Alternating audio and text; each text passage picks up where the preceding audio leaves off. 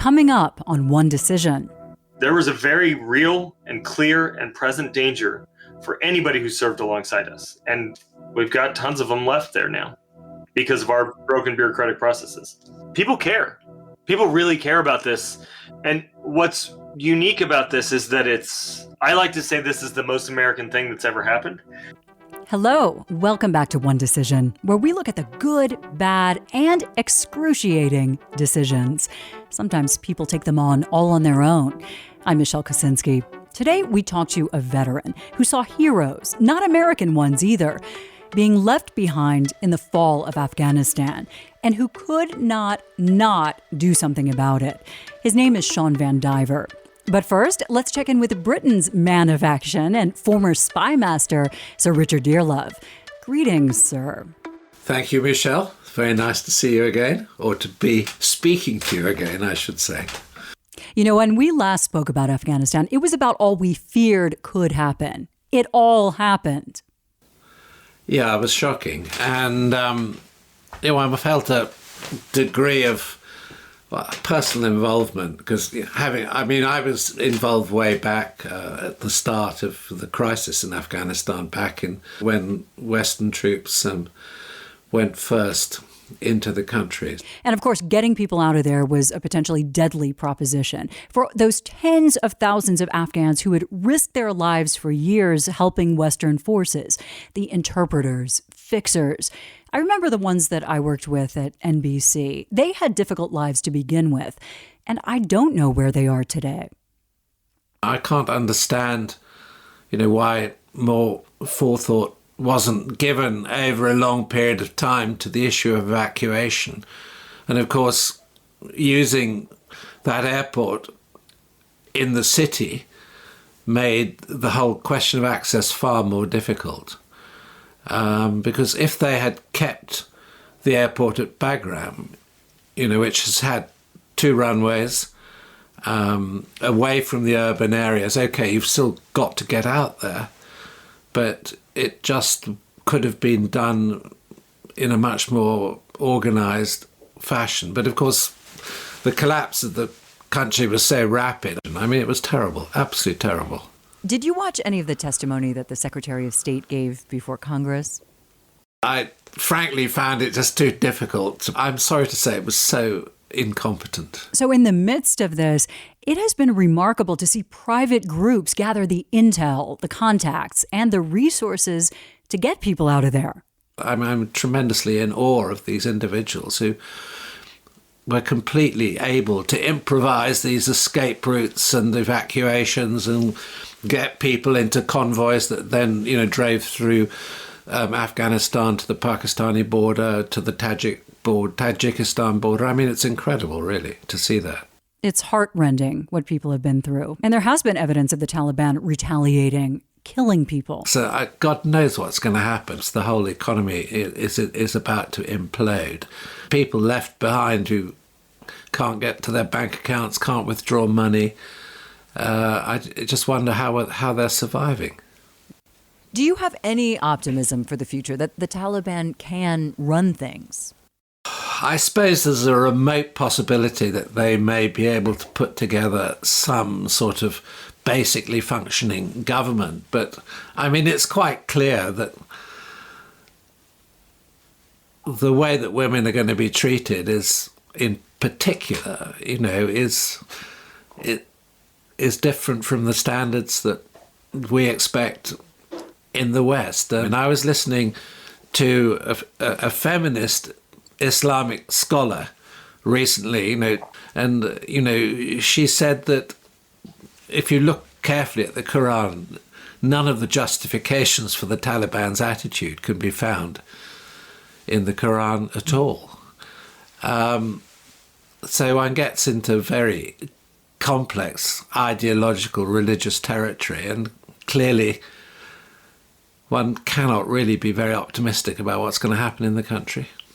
Agreed. I think over a 20-year period, we had created an obligation which, in a way, in my view, we should have fulfilled. And that means taking decisions not influenced by domestic political considerations. And I'm not even sure it was necessary to leave. There could have been a continuing NATO commitment to the Afghan government, which could have been, durable over time, I think. Who do you think is more at fault? The Trump administration for making this out deal with the Taliban, or the Biden administration for implementing it as shoddily as it did? Both. I don't think. I mean, I think it was a bad deal that Trump negotiated, and it was a bad implementation that Biden followed through. I think Biden should have dumped the negotiation that he inherited and maybe started again, which would have been possible. The crucial thing was the withdrawal of American air power, and that could have continued. Got it.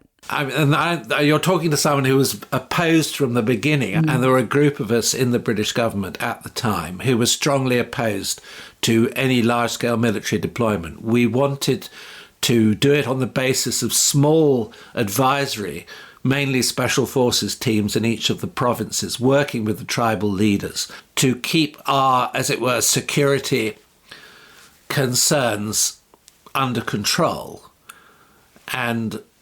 but not to fundamentally change Afghanistan. I mean, I went to Russia on behalf of the British government to talk to the Russian military intelligence, the GRU. Whoa. And I mean, their clear advice was don't get heavily involved militarily, because look what happened, to the power of the Russian military. Wow. And they said over time the same thing will happen to you. And then somewhere Tony Blair took a decision along with the US, and that was towards the end of 2004. The policy changed, and we were committed to initial deployment of 10,000 troops and helicopters and hardware and all the rest. For sure. It's a tragedy. I feel like the icing on the foul cake in the past few weeks was then the U.S. for half a day tracking that poor aid worker and then droning him and his family, thinking that the water that he was delivering was explosives. I would just wonder how it was that they got that so wrong. How egregious would you say that failure of intelligence was? Or, something that could easily be mistaken when you're watching someone's movements from a satellite? Well, I think that could be easily mistaken, particularly if you're convinced that your informant, has given you accurate information, and there might be all sorts of reasons why you feel that. But, in a complex tribal society, you can easily be misled. So many decisions by so many players over decades leading to today. Let's talk now to someone who made a very personal decision in this.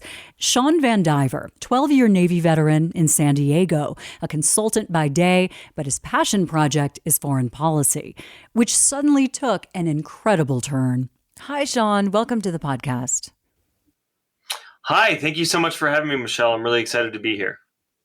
As a veteran, Shawn had long been adamant about standing by all those people overseas who had served American troops, who were then eligible for these special immigrant visas to come to America, or SIVs. For nearly a decade, he has advocated for them.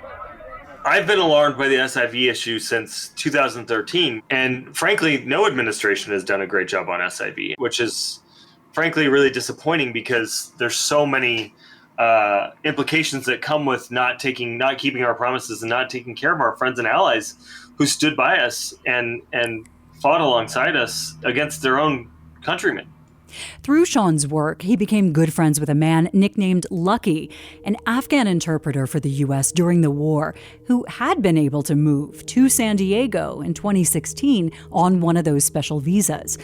But in August, Lucky had journeyed back home to Afghanistan for what he felt would be the last time he could see the Taliban's approach. So I texted him, didn't hear back for a couple days, and then when I did hear back, I knew that we needed to get his family out as fast as possible, because it was clear from the news that Kabul was going to fall. Tell me how you were feeling when you were watching this. I remember it was days before the Taliban really swept up to the capital. I was talking to an Afghan government official, one of the ministers, and he was saying, "Oh, well, we definitely have the capacity. It's all going to come together." And I was pressing him on that, just like, what do you mean? Like, they're basically at Kabul's door. Like, what are you saying? I had friends on the ground in Afghanistan, Lucky and others, who were telling me, like, hey, this is getting very dangerous here. It was very clear that reality was not reflected in the public statements by our government or any government. How did you feel knowing that people were trapped there? If we make a promise to somebody, we tell them that if you serve with us for a year, you'll be able to come over to the United States and become an American. And instead what happened was we made that promise and then threw roadblock after roadblock after roadblock in their way. And what we see now is a direct result of that. So few people have actually spent time in Afghanistan to see it up close, for one thing. But then they don't really understand the risks that these people were taking to work for the U.S. military. Describe what that's like for them. What would happen is we had these forward operating bases all throughout Afghanistan to make sure that we were able to further American interests. We would send our folks around to recruit these young men and women to work on our behalf. And in every forward operating base that we closed, those people kind of just were stuck there, right? So in the case of one of my friends, he moved to Dubai for 3 years while his SIV paperwork processed. And because he couldn't work in Afghanistan, he would be killed. He got married on my birthday in 2016 in Afghanistan. Mm-hmm. And on that day, somebody with the same name as him and another one of his friends were killed in his village. And it wasn't a coincidence. It was because the Taliban had found out that he had come back to get married. Luckily, he and his wife were able to make it out. But there was a very real and clear and present danger for anybody who served alongside us. And we've got tons of them left there now because of our broken bureaucratic processes. When you're there, you get to know these people that you're describing, even as a journalist, and then you have to leave and you just feel so guilty. What is it about Lucky and who he is that really struck a chord with you? I met Lucky at a press conference that he had been through so much in his life. His name is Lucky because he got blown up twice and made it through with all of his fingers and toes and everything else. What struck me is that he has a deep civic pride for both Afghanistan and the U.S. We didn't know then that he would be going back to Afghanistan to take care of his wife or take care of his mom and introduce his baby, his 4-month-old baby, to his family in Afghanistan and say goodbye to the country. And he thought he was going to make it out on August 28th. And that's kind of what got me involved and was the impetus for all of the good work that I've been a part of here. At what moment did you say, it's go time, I need to act? I was sitting at my computer, the computer I'm sitting at now, and it was Saturday morning, and I get this text message from Lucky that says, "Brother, sorry I haven't been in touch. I had to walk to the top of a mountain in Urgun. The Taliban has us surrounded. We're running out of ammo. I shouldn't." He went back there to save his country, his villagers, and his family there, and didn't tell his wife, didn't tell anybody that he was going to Urgun. He went down there to fight alongside his villagers and try to get some of them out. We ended the conversation with him saying, "Brother, I don't know that I'm going to make it out. Will you please grant me my last wish and help me get my God. Yeah. Oh my God. Yeah, it was horrible. He didn't see my messages for 2 days. It was like heart-wrenching. So I spent Saturday sobbing and trying to figure out, like, asking around for, 5 or 10K here or there from just a couple people to raise the money that would be required to get 4 people out of a war zone, so that when his family woke up, we'd be able to say, hey, you're good to go to the airport, right? Let's get you there now. Well, by the time everybody woke up, Kabul had fallen, and the airport was not operating commercial air anymore. So then I started texting members of Congress that I know, asking what the options are, what can we do? Through Shawn's contacts in the Truman National Security Project, he had founded the San Diego branch. He teamed up with people who were trying to charter flights out. With others, they crafted a secure form online where Afghans could upload their documents in case later they had to burn them to hide from the Taliban. He connected with other veterans, including Jack McCain, the late Senator John McCain's son. And virtually overnight, they raised $4 million in pledges. Their little movement, born out of panic, was taking off. People care. People really care about this. And what's unique about this is that I like to say this is the most American thing that's ever happened. Jack and I couldn't be more different. He comes from Republican royalty. I'm a Democrat nobody. He's a helicopter pilot. My job in the Navy was to literally, the motto was, if it flies, it dies. He's an officer. I'm enlisted. And the differences go on, but there was no daylight between us on this. We believe that because we made these promises, we have an obligation. We've served alongside these folks. Jack served over there and trained a bunch of Afghan Air Force pilots. I didn't serve over there. I served all over the place where we had translators. So we stood up a little ops center in my house. I think it must have been Monday night. And then Tuesday, I get a message from Lucky at 6 a.m. He's like, brother, I made it to Kabul. Sorry, I've been unable to contact you. Like, what? How are you alive? And one thing about Lucky is that he had just gotten his commercial driver's license here in California. He was starting a business, a truck driving business, so he could provide for his family.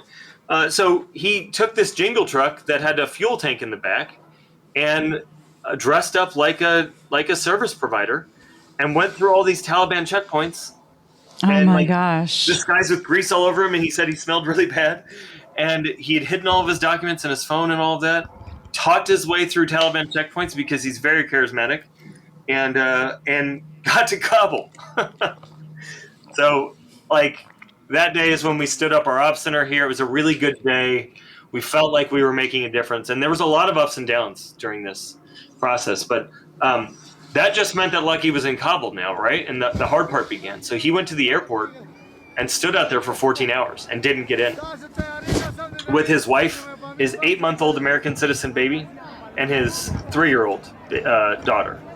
Everybody in his group was either a green card holder or an American citizen, and they still couldn't get through the gate because of the throngs of folks. Lucky, again, living up to his nickname, managed to get his family on a military helicopter, wait at an airbase for 18 more hours to fly to Doha, a few more days for a flight to Germany, 4 more days to get to Washington, D.C. Once they got to Dulles, it took them 14 hours in immigration to get through. Gosh. It's pretty wild. And then they were kind of on their own to get home, which is insane. So I got him a hotel. He could have asked for any 5-star meal. I would have. Yes. Jose Andres to cater it himself. We would have done anything for him, and he just wanted Pizza Hut. So I sent him Pizza Hut, and then I booked him flights, him and his family flights to Dallas, where his brother-in-law lives. Then 2 days after that, we flew him to San Diego. There are tears in my eyes listening to this. Well, it gets better. A team of former interpreters and officials met the family at the airport, celebrated with them. Later, the San Diego Padres and a member of Congress took everyone to a baseball game. The people behind us bought these folks baseball caps to say welcome. and I want to talk for a second about that piece and about how this thing is the most American thing that I've ever seen. We saw people from all walks of life, all ideologies, and they said, we're going to get this thing done. So once you get Lucky and his family out, how are you then continuing to do this? What was the process even? this is a total team effort. So there's folks that have intelligence operations on the ground that are sharing information across folks who have transportation help on the ground, or folks who have networks of Afghans that they've been friends with for years, and there's folks that are coordinating charter flights, and there's folks that are that have friends who were Marines at the gate, and a litany of just digitally enabled communication across a matrix of capability. And then also, there's not a single person that got out without some sort of government support. And so while there's been a lot of talk about how government has failed in this, the resettlement organizations, the State Department, and kind of a lot of the key players in between here have been gutted. And so their capacity has been greatly diminished, and timelines were put into place. So it was kind of a perfect storm of terrible that resulted in what happened here. And also, the U.S. government was able to evacuate 120,000 people. So now what is resulting here is the need and the desire and frankly, a new way of doing business, which is interesting because government has never needed what these private groups have to offer, which is data and real-time field intelligence and all these other things. They've kind of had it on their own. And so the working together with government has been kind of the main story here, right? Like these groups being able to work alongside government partners in unofficial and official capacities to each group playing their role amidst the chaos and to quiet the chaos has resulted in better outcomes for Afghans. It bothers me that the government, to get some of these people out, really needed to work with you guys. I think it bothers everybody, right? We wish that this was better. We wish that this was a better, that the world was in a better place. But I think that focusing on the positive, and look, it's not nothing that government is embracing these private orgs and wanting to engage with us. And that added capacity is not nothing, right? It is important that we look at this digital workforce as what it is. Added capacity of folks who have a little bit of knowledge of how to operate in these environments. And I hope that comes out of this as a new capability for state or DOD or any other government agency that would benefit from one of these. I agree. But don't you kind of wish that when it comes to this, like life or death for some of these people, that you go to your military or your State Department with help, and then they're like, "Oh, we got this. We got that. Like we have so many people, we don't need help of outside organizations." Like that would be ideal, really. That would be ideal, but we're lucky to live in the United States where that's happened a lot, right? And there's plenty of other places around the world that's just not the case. Yeah, for sure. And look, we're living in a time where the phone that I'm holding in my hand right here has more processing power than the computers that calculated how to get ordnance on target on my first ship. And that's great. How many people was your group able to get out, and how many are you still trying to get out? So tracking those numbers is hard, but I think we're getting to a better place now.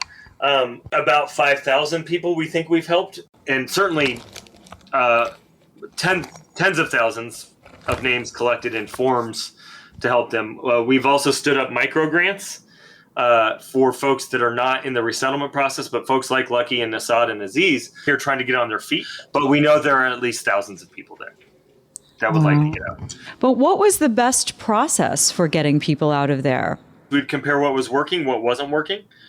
We would discuss things that we were seeing that were suspicious and we thought maybe were traps, but there was no best way, right? Every day it changed. So at some point it was getting people to the gate and getting in touch with Marines at the gate. You've heard of Task Force Pineapple. They were working within government and without to ensure that The folks they were trying to get into the gate knew to say pineapple or knew to show a picture of a pineapple and get in. Other days it was getting people on buses and getting a caravan through. We collapsed all of the various lists so there could be one source of truth, and Afghans weren't being asked to submit their names 100 different ways, any one of which could have been compromised. Right. And so it was all that groundwork, the intel collection, and then the essentially the professional services over here. Got it. It just seems like it's so hard to imagine, like having somebody in a house somewhere outside Kabul or inside Kabul, and then working from San Diego, being able to get them either into the airport or out of the country. Like, to me, it's like a miracle you were able to get anybody out of there. That's right. It is pretty wild. It's complicated. You can't just call somebody up and say, "Hey, can I borrow your plane?" and they just land it and then leave, right? You have to get permission to land. You have to get insurance, war and risk insurance, or war risk, WRI. You have to get secure permission to land somewhere else, and that country has to be willing to take in whoever's on that plane. You mentioned you had good days and bad days. Yeah, sure. So a bad day was obviously when the bomb went off at the gate, and we knew that we had friends that were at the gate, and we knew that Marines were dead now. It was a gut punch, and it was really hard to continue, even though we knew we had to. It was really hard to continue knowing that this could happen again.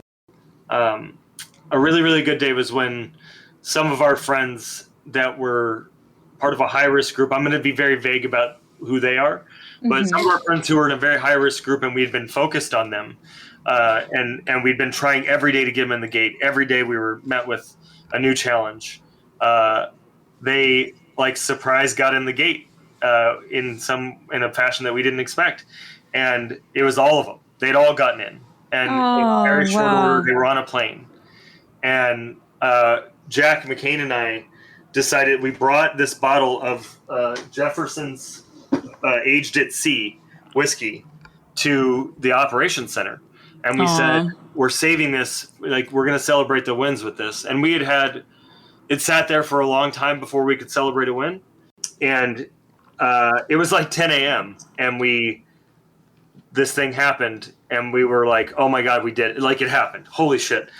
So I looked at Jack and I'm like, dude, we got to have this. And he's like, absolutely. So we poured a little whiskey and we celebrated at 10 a.m., which is not I don't like to drink that early, obviously. And it's really good whiskey that's aged on a boat, and two Navy guys working together who couldn't be more opposite, toasting to every person who was a part of this. And look, the reality is that the real credit goes to these Afghans who, through their tenacity, their resilience, and their dedication to their families and to our country, were able to get out. Today, with the U.S. military gone, it's a whole different game. Shawn says they can't say a lot about the process now, but they work with government partners and stakeholders in Afghanistan to still try to sort out safe passage for people any way they can. Are you having to coordinate with the Taliban? No, that's one of the commitments that our groups, our private groups, have made. Is we don't have any business coordinating with it. We're not diplomats. Was there ever a point where you were like, this is not going to work? So, absolutely, of course, we had doubts. Every day I woke up and said, like, I've been trying to get out of this business since it started, right? I have a day job. I have a family. I have a 15-month-old daughter. My wife is a saint.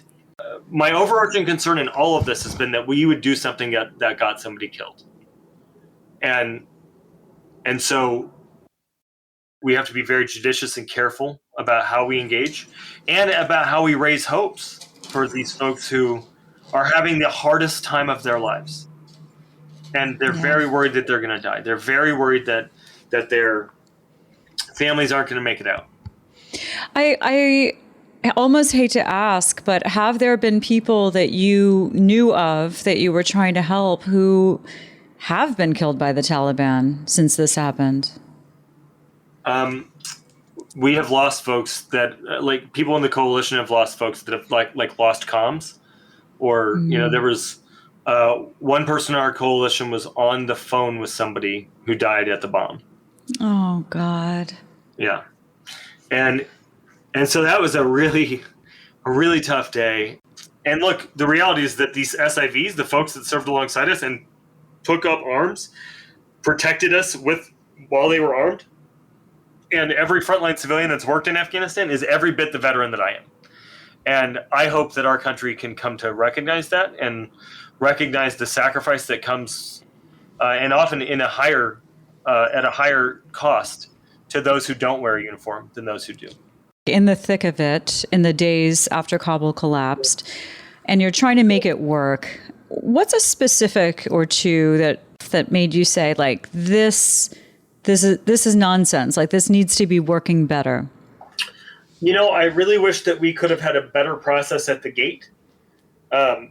We had lists of people, we had their passport information, we had created an app that validated that they did in fact have at least what appeared to be good documents.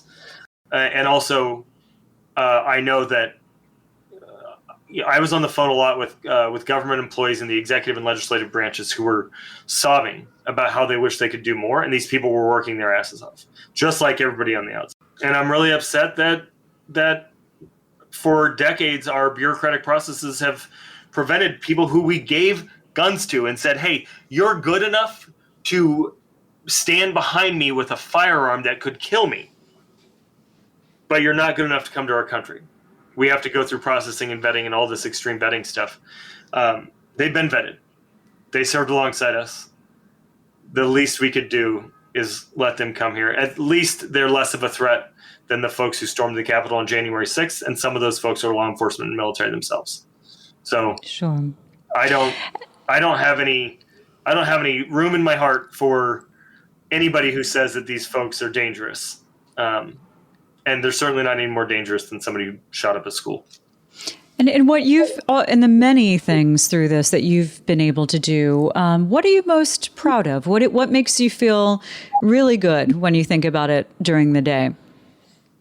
I am really proud, me personally, I'm really proud that I had a heavy role in getting to an agreement for government and these private organizations to work together as a team rather than in an adversarial manner, in a manner that had the impact of saving lives on the ground in Afghanistan.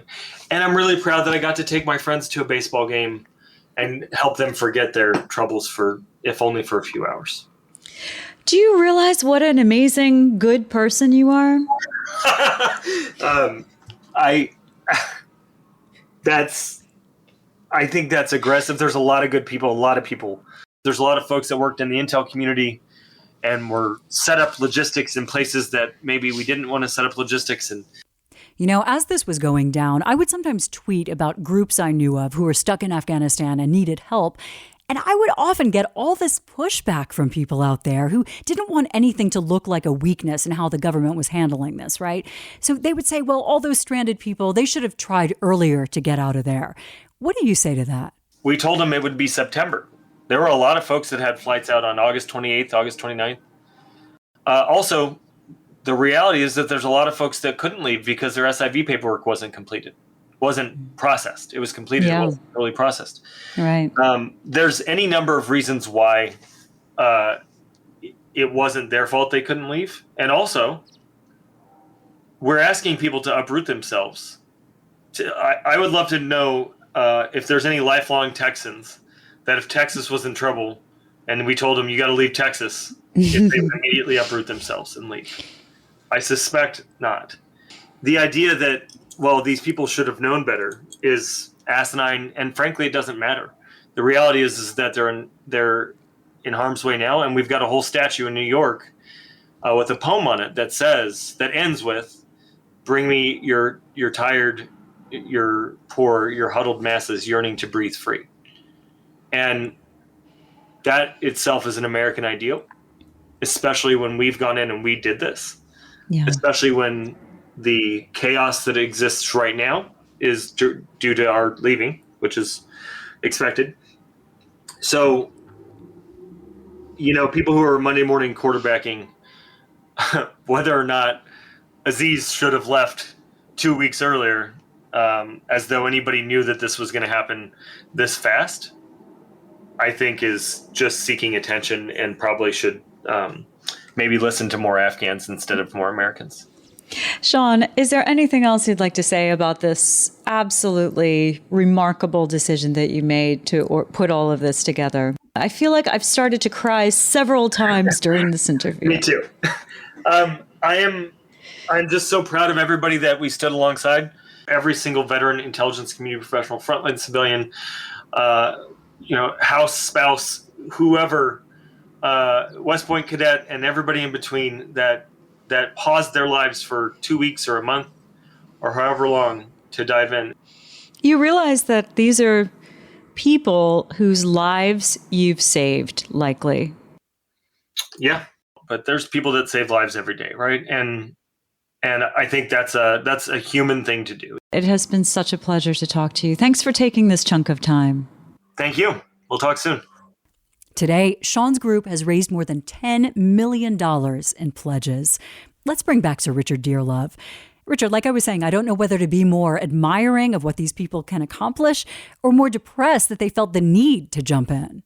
I agree with you. Having been so close to the situation and so involved yourself, what stays with you? I think that the reasons that we went there were very clear initially, which was to deny, let's say, unoccupied political space to Al-Qaeda and its affiliates. And that as an objective was relatively successful. I think what I regret is that how I would say the sort of Western arrogance about trying to rebuild and recreate the country. And once we had made that commitment, then there was an expectation amongst those people who welcomed us in Afghanistan, and many did, that we should stay and see it through. Has this whole mess and the downfall of Afghanistan to the Taliban just highlighted the West's failures of intelligence? I don't think we know the answer to that question. The assessment about the durability of the government was badly awry. I mean, that discrepancy is huge. It also seems to really shine a light on the vulnerabilities and the gaps in the abilities that governments have to clean up their own messes. Yeah, I absolutely agree with you. What do you feel for those people who are going to have to grow up or shape an entirely new life under the Taliban? I think the situation that they face at the moment is pretty desperate. I mean, is the country going to disintegrate into some sort of rebellion or revolution? And one wonders what role women, may play in the future in bringing this government to an end. We had it, and when I was in Istanbul a few weeks ago, right after this happened, one of the Taliban leaders he was a former ambassador and he was in Turkey at the time. So he comes to the television station and to do an interview live. And what does he see? A female booker, a female director, multiple female producers, female researchers, female presenters, and journalists. And, this guy enters this world in another Muslim country where he sees kind of the complete flip side of life to go into a secular Muslim country. And he has to see that it's functioning a hell of a lot better than Afghanistan and that people have just more options in their life. You wonder why that doesn't register. They're just so hardened ideologically to that. One thinks of what happened in Kurdistan and the way that the women actually militarily fought in Kurdistan to secure their place in society. I wonder what life will look like a year, 5 years down the road. Richard, thanks for your insight. As for how Lucky and his family are doing today, they're in California, recovering from the shock of what happened. They aren't sleeping well. Lucky's 3-year-old daughter sometimes still thinks she's in Afghanistan. They wake up with night terrors and have symptoms of PTSD.